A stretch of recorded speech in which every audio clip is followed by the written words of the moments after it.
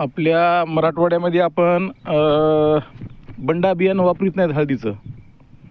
आणि सर्वसाधारण सर्व शेतकरी जवळपास 99% म्हणजे 100% शेतकरी हे बियाणं तुमचं कांडीचं ठेवतात आणि बंडा बियाणं ठेवत नाहीत. पण खरं तर ज्याला मुळी असते का तीच बियाणं असते.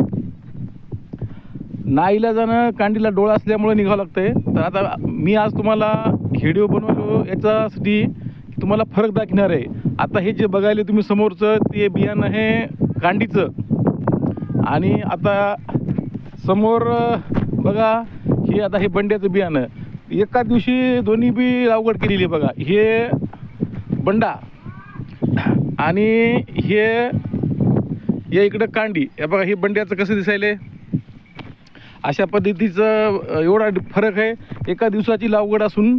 म्हणून शेतकऱ्यांनी सर्व बंडा बियाणं ठेवायला पाहिजे.